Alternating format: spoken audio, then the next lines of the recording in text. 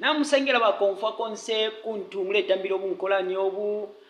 mashina yandi nga peni ne Michael Chisheta mashina yandi kabiri twalakonkanya po esambiro lyesu mu kipande kya bubiri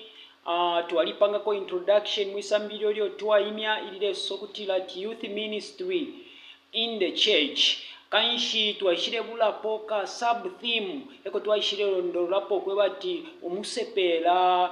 muchilonganiro nangu Imisepela muchilonganiro na pabushiku bwa lero twalakwatu kukonkanyapo pali lisambiro lyesu mu introduction twashire sambira pamusepela ishibi lya musepere mu chalola elyo ne chilonganiro kabiri twashire kwatu kukumyako ne myoshimbi ishali muri bumusepela ishabombere no kutemu nalesa asekeramo pamini pama example twa mwene ya Imisepela twashire lolesha umwe waba David twayisaloleshako umwe waba Joseph twayisaloleshako n'umweo waba Jeremiah elyo ifyo fine twayisaloleshako n'aba Danieli kanshi twalilolesha muri introduction yesu ukusupawila nokubebeta Imisepela eshali mu kipingo eshabombere muri bumusepela mu mushinko wa bumusepela kanshi pabushiku lero twalakonkanya pono musepela nomba uleito mwina Kristu usho musepela uleito mwina Kristu alingire amone kashani fisa bonshi alingire okukwatako kabiri alingire okuba mu musango nshi nelembo twalaisha ukwenda nalyo lyalafu mafyende muna twalaberenga muri Timothy chapter 4 verse 12 de munatu etuletende mukapalya kufika mu 13 kanshi ni muri Timothy chapter 4 1 Timothy chapter 4 verse 12 epo twalaisha ukwenda epo twalafumya okusambirishanya kwesu pabushiku bwa lero okukana miposela kashita kuti natemwa twaberenge eshiwi ili lyapa nangwa amashiwi ayalesangwa pa muri 1 Timothy chapter 4 verse 12 paleso sokutila atina laberenga mu Chingereshi elyo njisenjalule mu Kibemba. Don't let anyone look down on you because you are young, but set an example for the believers in speech, in life, in love, in faith, and in purity. Until I come, devote yourself to the public reading of Scripture, to preaching and to teaching. Kanshi ayaye mashiro twabelenga muri 1 Timothy chapter 4 verse 12 kufika pa 14 emashiwi eyo twabelenga kanshi muri aya mashiwi tulesanga okuti kalembo walembele ni Paulo twalipo kushibo mwe wakwa Paulo alembele kumwana wako wa kuchitekelo waleito kutila Timothy nomba pali iyi chapter na verse twasanga kutila Timothy alemwe bati wireko omuntu uli wonse asule obulumendo bobe muri bumusepela bobe awe lero ube chakumwenako 1 mukulanda kobe nangu mukusosa 2 muri life yobe nangu mubwikashi bobe 3 na mukutemwa ero na muchitetekelo kabiri na mukusanguluka tapelele fyapo pene akonkanya apo ati kabiri ubyo wakanshiwa no kusala puko kuibimba sana mukusome chipingo ifyo fine kabiri ube asala puka mukushimikire chebo chakwalesa no kufunda kanshi aya emashiwi eyo twabelenga muri 1 Timothy chapter 4 verse 12 ukufika mu 13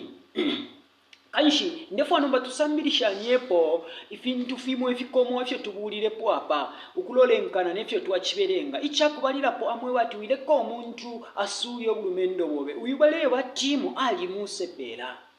kanshi mashiwa yasoma ayakutila ati Imisepela shalelo shimo shali besha suwa pamulandu nefyo baba nangu lifestyle wa reading ke pamulandu wakwe bati balefu afyo kusulu afye lero ni pamulandu wakwe bati decision bapanga tabala afika mukusala Yesu Kristu umuntu shafika mukusala Yesu Kristu nangu enganonka engayemba shani alependwa kumenswa yakwaleso kubo wasulwa elyo tekumense abantu fyasulwa yeka pantu imisango esho akwata n'abantu balashimona ichingalengo kwebati n'abantu bafika mukumusula kanshi munina wileka mumuli bumushingu bwobe bwa Imisepela okuti ube uwasulwa kuchinswe chakwalesa elyo na ku bantu. Ukufwaya kwakwalesa tekwakutima okuti asuli omuntu uli wonze ekyo apele Yesu Kristu palupanda. Nomba munina muli Imisepela bobe muli lifestyle yobyo reading mubumfisolo ukubika pofena pa public ushe chine lesala bekerwamo nango abantu nga bayishibe misango shobe sha mubumfisolo kuti batakisha muli wati natukwata ko Imisepela wingemani nanga ba David natukwata ko Imisepela wingemani na nga Joseph natukwata ko Imisepela wingemani na munshi kusha mafia nga Daniel bushe ulependerwa pali abo ba Imisepela. Nomba katuye pa chikomo chimbi icho twachiroleshapo kwe bati an example, set an example to believers. Ukuba ichirangiro kuba tetekera bushe muri Imisepela bobe walibe ichirangiro ekisuma kuba tetekera. Opposite ya kushibe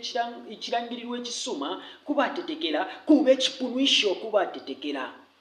Bushe mufyo chita chine filalango kwebati bambi bakumba okumona Kristu muliwe okuba example kuba tetekela banobe chile pilibula kwebati ukukwata class life like abantu nga bamona iwe tabale monamo iwe bale monamo Kristu. Bushe chine mumichitire yobe abantu bala monamo Kristu elyo teyapopeka pachi bamashuwa chibati kabiri ube chirangiriro ichakumwenako na mumisosere bamumuli Imisepela bwesu ififuma pakanwa fyesu fya mipamba fya kushinga fya matwi. Utunwa twesu bambi twaisula n'olwambo utunwa twesu twaisulwa na poison ya mashwi aya kutipa abanensu ukutukense lya abanensu twali chinja na mashina kulasi tubika amasane mu yansere.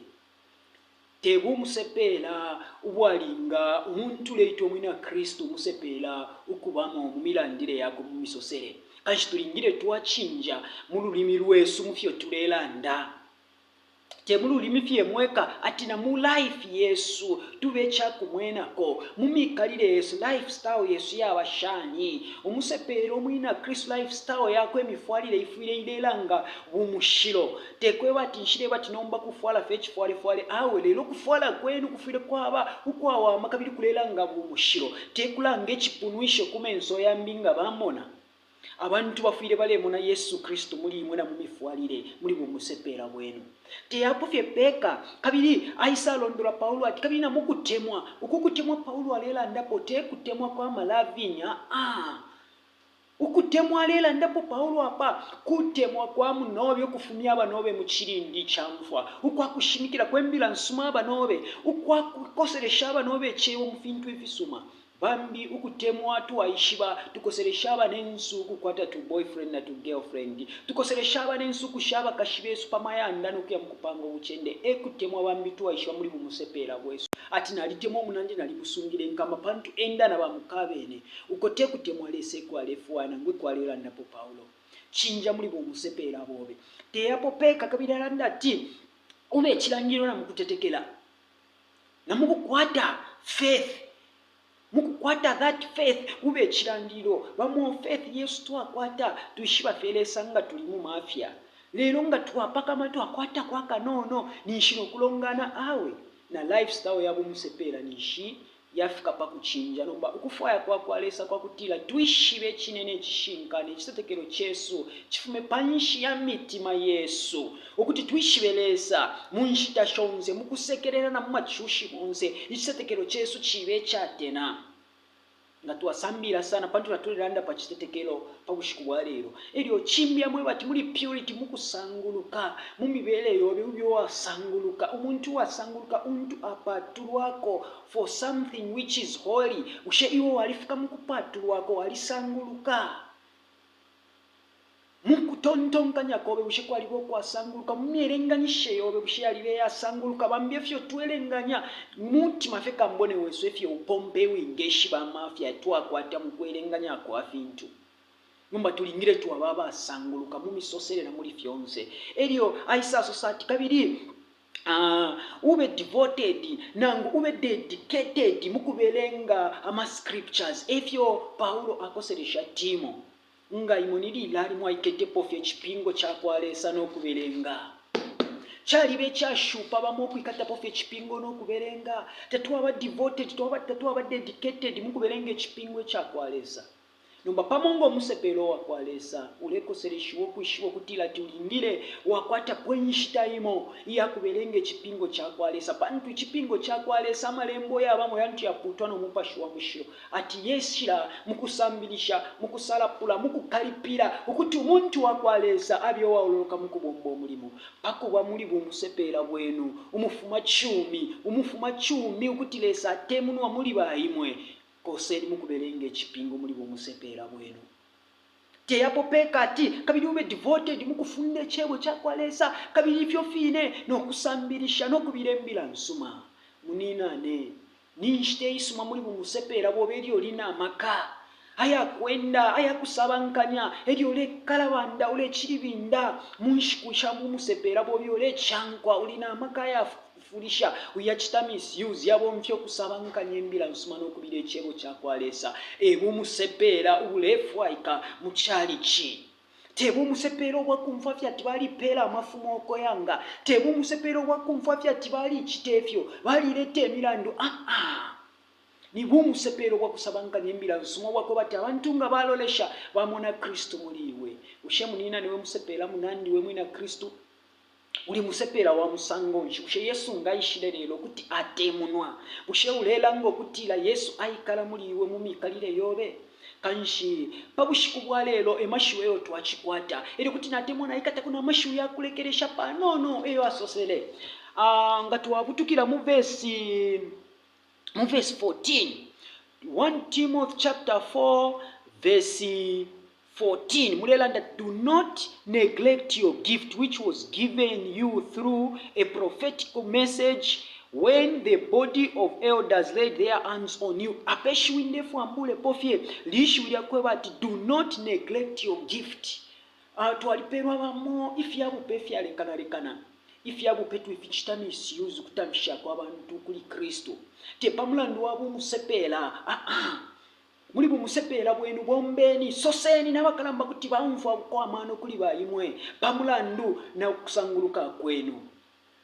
kanshi muchipande cha bubiri mwiri yashityeso lyo twanyana ngumutu wesu wa ulesoso kutila ati youth ministry in church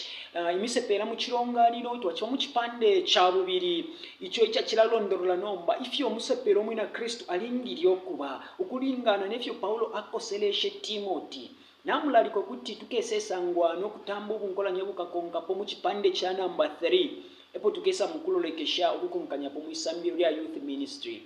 ngatamula chisasa subscribe kuti mwachisasa subscribe pakutila kaberu kalira mwakwata ko kuishiba video imbinga yaba uploaded na mutotela lesa mupale muli bumusepela bwenu amen.